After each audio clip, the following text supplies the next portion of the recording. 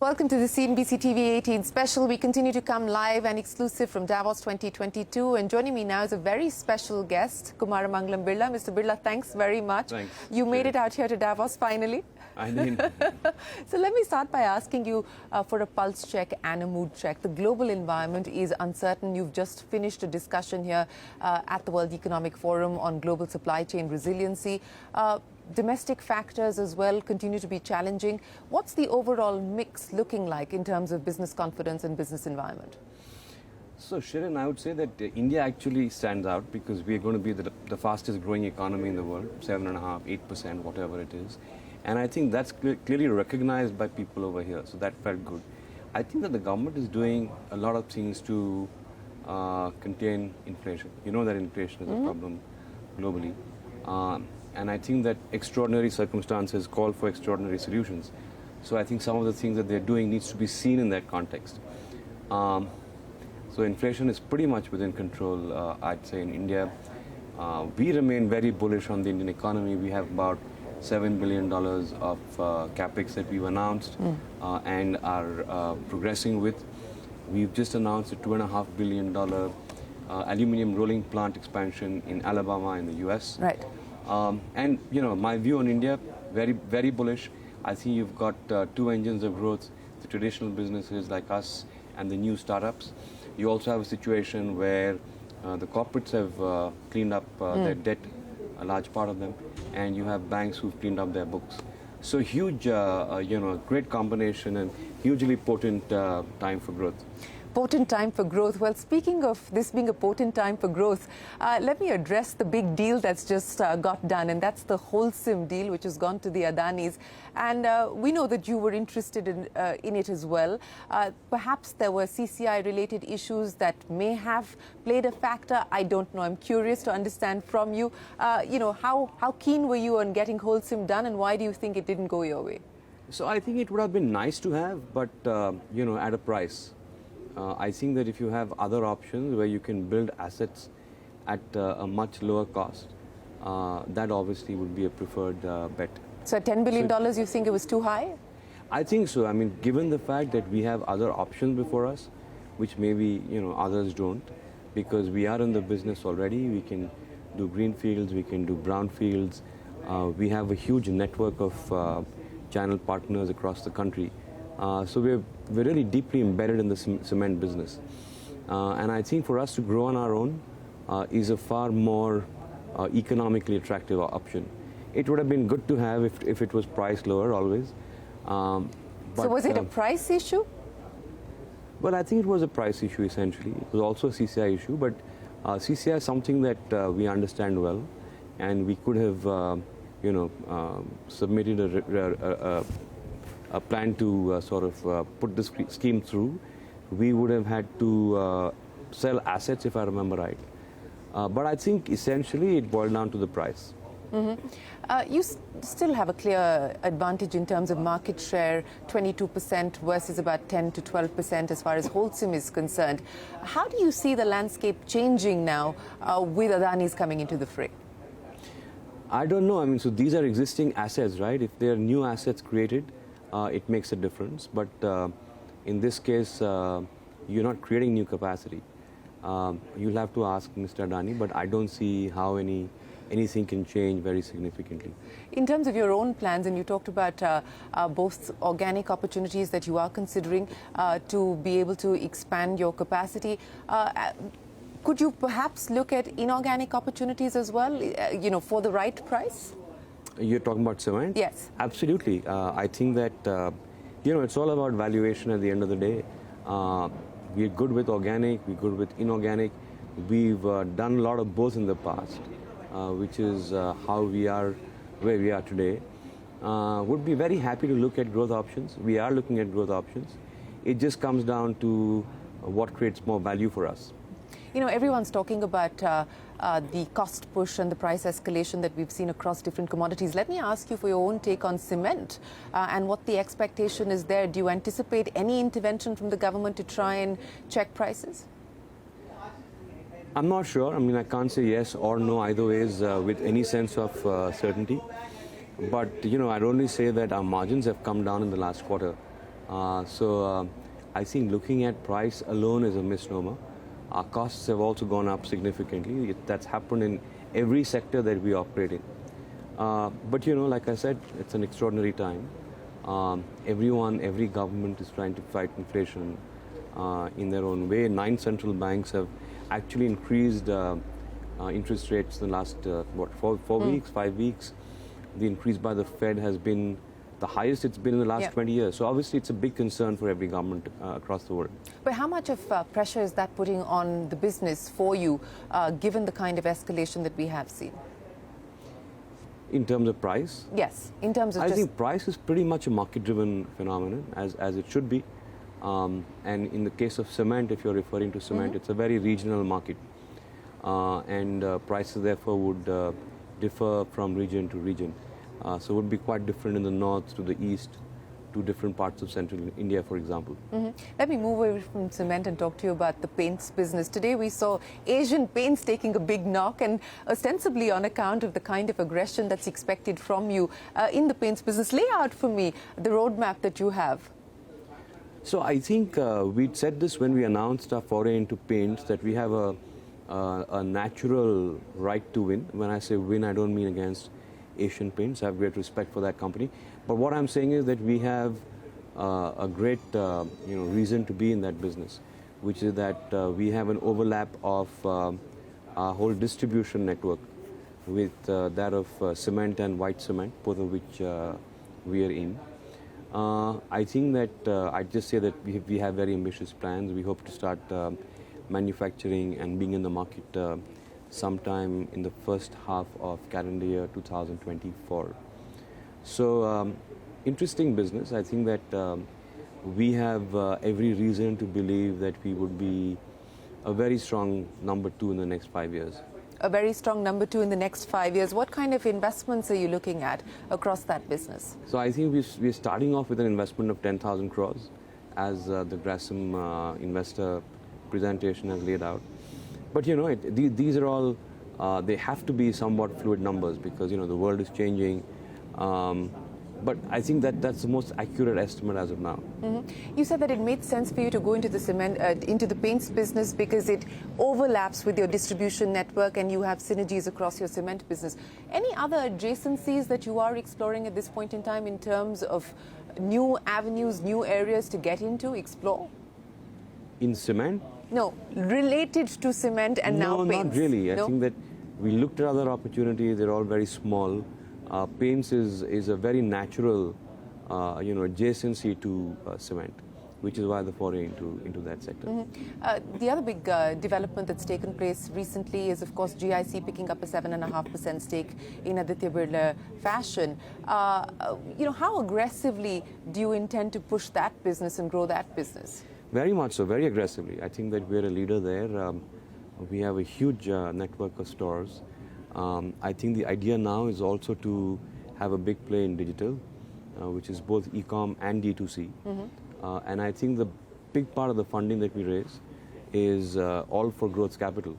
It's all for growing our the brands, the distribution, private label, as also, like I said, on the e-com side and D2C. You've been, fairly acquisitive as far as this business is concerned. Is some of this growth capital going to be used to make further acquisitions as well? No, there's no plan to acquire anything else at the moment. So I think it's important now to spend the next 1 year shoring up and sort of building muscle around what we have already. When you talk about the e-commerce plans, outline for me, given the competitive landscape that we already have, what will be the key differentiator, what will be the levers that you intend to deploy to drive that business? So these, what we are looking at now is pretty much a brand.com play. So if it's, for example, Louis Philippe, it's louisphilippe.com. So it's for people who are, users of the brand, who've been loyalists of the brand for many years, or those who are trying it for the first time. So it's just to become more present online and to sell more online. Okay, so no super app kind of aspiration? No super app. No, I don't think super apps have worked very much around the world. So that's not something that you would consider? That's not something that we would consider, no. Okay, let me now understand from you as far as your other businesses are concerned. Hindalco, you gave us a glimpse of the expansion plans in the US through Novelis. What else can we expect on that front? So I think Hindalco has results tomorrow. Shireen won't say very much except to say that we are on a very strong wicket. Very strong performance, as you'll see. And I think that we have huge headroom for growth there. Mm-hmm. You started by saying that things look better for India because corporate balance sheets look better, the deleveraging has happened, banks are in a better position because they've taken the pain out of the system. In that context, I want to ask you about telecom, and we've seen that restructuring package go through. The government has done its part, you're doing your part. What's next on that front? Because the kind of infusion that is required is quite significant, and we haven't gotten the needle to move very much in that direction yet. So you're right. I think there are two big agenda items there. The one, of course, is operational performance, which I think is improving quarter on quarter. The other is funds infusion, and I think that the company is in talks with many different investors across the world.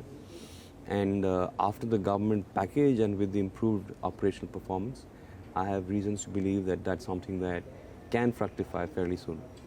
But do you anticipate that these active discussions that I would imagine have been active for a while now are likely to conclude soon? So, these are large amounts we're talking about, and that too in a sector that so far has been hugely regulated and is for the first time seeing a new lease of life, if I can say that. Obviously, investors are apprehensive about the future of the sector in terms of competition, in terms of regulation, and where it can take the sector. So I can't say with certainty again, to be honest, but I think it's reasonable to expect that we'll have some conclusion soon. Mm-hmm. And promoters, because you were very clear that you were not going to be putting in more money into that business, does that continue to be the position and the stance? I think we've actually put in a whole tranche, again, both Vodafone and us, about 3 months ago. And I really think that now it's time to get in outside equity. I think we've done our fair bit, and we remain committed to the business. And like I said, there is a fair amount of interest that is evinced globally for financial investors. They see obviously an upside, especially after the government package. And let's hope for the best. But from a business point of view, do you believe that the likelihood of prices moving higher, I mean, we had Mr. Mittal talking about 200 rupee ARPUs, but he's been saying that for a while now. Yeah. So do you see that moving forward, the industry moving forward to higher ARPUs? I think the jury is out on that, so I don't know. So Sunil probably has a basis to say that I don't have. We'll really have to see. I mean, the jury is out on that. So given the global mix that we are seeing in terms of the challenges, what are the key risks that you're watching out for? I think technology is a big one. We need to digitize. We, as in all corporations around the world. Supply chain is a big one. So digitizing across the supply chain, having visibility from the point that your supplier is supplying you to the point that you're supplying your customer. I think that's a big one. Inflation is something that we all need to be on the lookout for. I mean, we've had our margins compressed in the last quarter because of energy prices going up, for example. So because of Ukraine and Russia, the whole circular sort of problem of higher energy prices, therefore inflation, therefore higher commodity prices, potentially food shortages in the world. All of that, I think, is going to, add up. I think India is much better off than most economies. There was a lot of talk about Europe this time around and how it seems to be besieged with problems just now. And when you hear of all of that, I think that we are doing really well as an economy. So do you believe that we could see some impact on demand? So far, demand is holding strong, it's holding up. What's the expectation on the demand side? So it depends from sector to sector, but if you're looking at growing at 7.5–8% as an economy, I don't think demand is a huge challenge. I think the challenge will be more in terms of margins and input costs going up. You talked about interest rates moving higher, and we've seen one round coming in from the Reserve Bank as well, and the expectation is that the RBI will have to do more, even as the government announces fiscal measures as well. What could the impact be of higher interest rates on expansion plans, on investment plans, on business mood and confidence? So in general, obviously, interest rates going up is a dampener. But like I said, there's a context to it. It's not just India where this is happening; it's happening across the world. So I guess it's the times probably call for that. For companies like us that don't depend on borrowing and are very low on debt and rely on our own internal accruals for expansion, I don't think we'll be impacted at all. As a group, we have a debt to EBITDA of less than 1. So for us, it's growth as usual.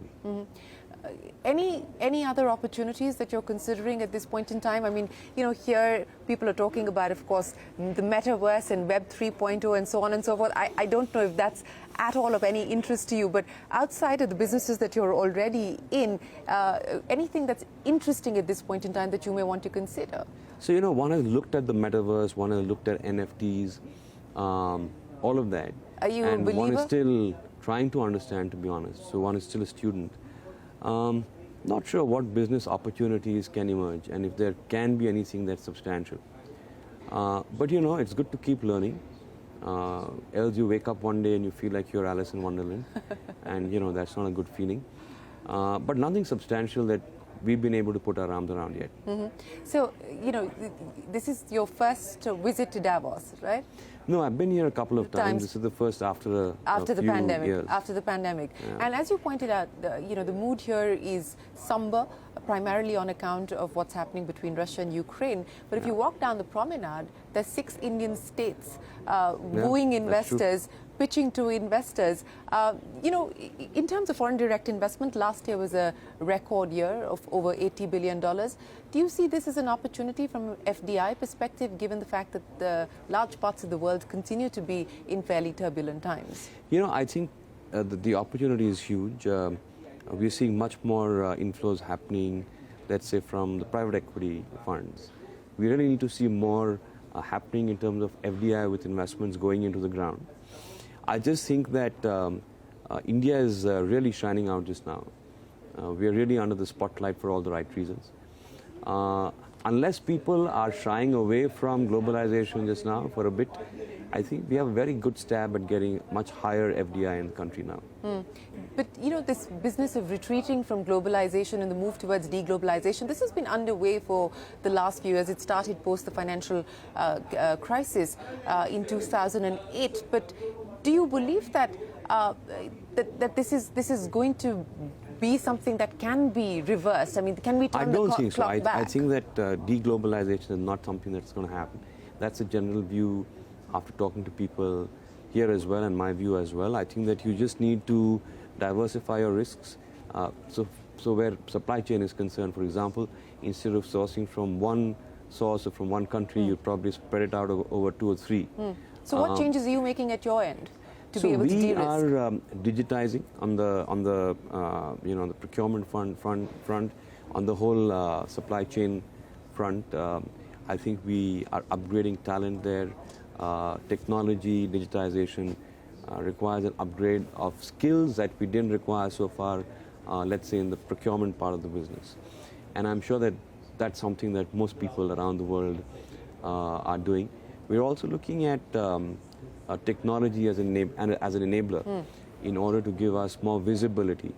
That means it could mean drones, it could mean sensors, it should mean knowing that a port somewhere in the world is congested, because of which supplies to us will go down, and being able to take corrective action online. So that's a big part from our point of view. Like I said, since we are very low on debt, interest costs really don't matter to us relatively, but it's stuff like technology, it's stuff like digitization, supply chain. These are the things that are going to have a greater focus this year. What kind of investments are we talking about in terms of this business transformation and the move towards more digitalization for the group?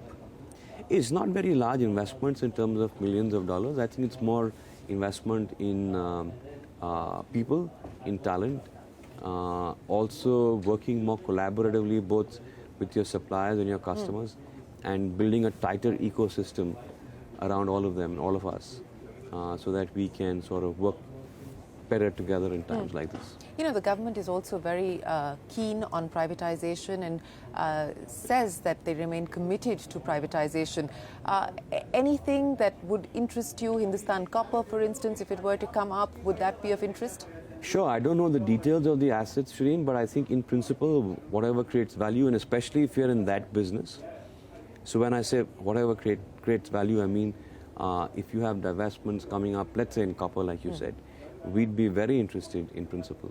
Okay, so as and when the government does decide to move forward, you would be interested. I have a sense that they have very definite plans to do that, which I think is a very positive move by them. And you would be a certain interested buyer? Absolutely. I don't know the assets, like I said, I don't know the numbers, but in principle, yes.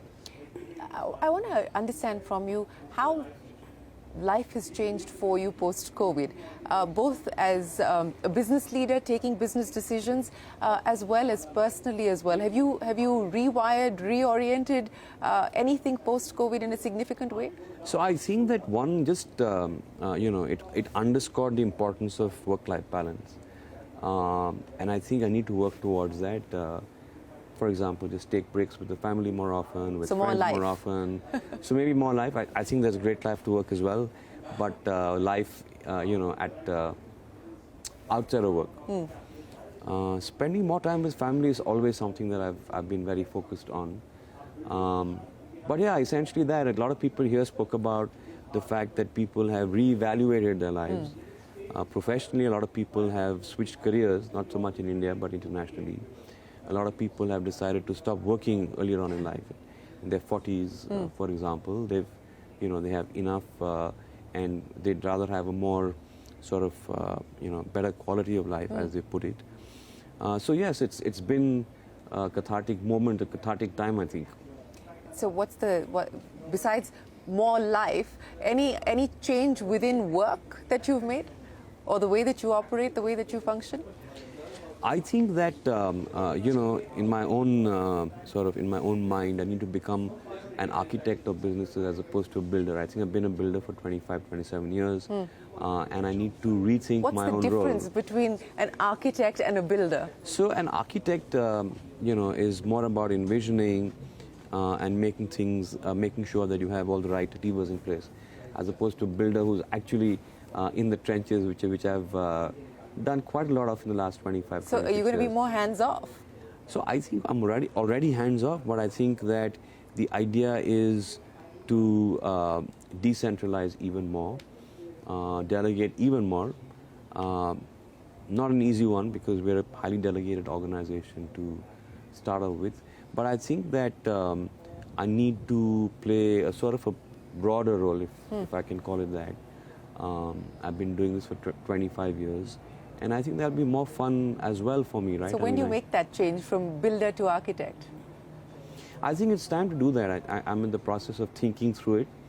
I have a great talent pipeline that's very capable, competent to take on the kind of role that I was doing, the part of the role that I was doing, and want to give to someone else to do now, or to a group of people. I think it's always important for a CEO to keep reinventing his or her own role. And therefore his or her own contribution. This year? As early as I this think year? it's a process that's already begun, and the idea is to create more bandwidth for myself. It's not distancing yourself, it's getting more involved, but in a different way, creating more bandwidth so that I can make a bigger impact, and at the same time have time to think about global issues, how they impact us, new businesses at some point. It's such a fast-changing world, and so much of stuff that keeps popping up every day, like NFT and digital and all of that. I mean, you need more time to keep learning and just to stay contemporary. So let me end then by asking you, what will be the engines of growth in the environment that we're currently in across the group for you as you look ahead? So it's all of our existing businesses. For example, cement, metals, fashion, retail, financial services is a big one. Other than that, I think technology. We will make some bets in technology, but in a sort of more calibrated way. We've got lots of things on the radar. Like IT services? No, so we're looking at digital startups, fintech, health tech maybe, ed tech, trying to understand the spaces better, trying to see how we can play in those spaces if we have the competencies to, or if not, if we can acquire the competencies to. So very much, on the radar, looking at it a lot and spending a lot of time studying those. Mr. Birla, it's been an absolute pleasure. Thanks very much for joining us here in Davos. Thanks so and much. for giving us a glimpse into what you're thinking about. And I particularly like the builder to architect transition that you're hoping to make. So look forward to hearing more from you on that. Appreciate your time. Yeah. We will take a break here and return with more conversation on CNBC-TV18. That was Kumar Birla. We're back in a moment.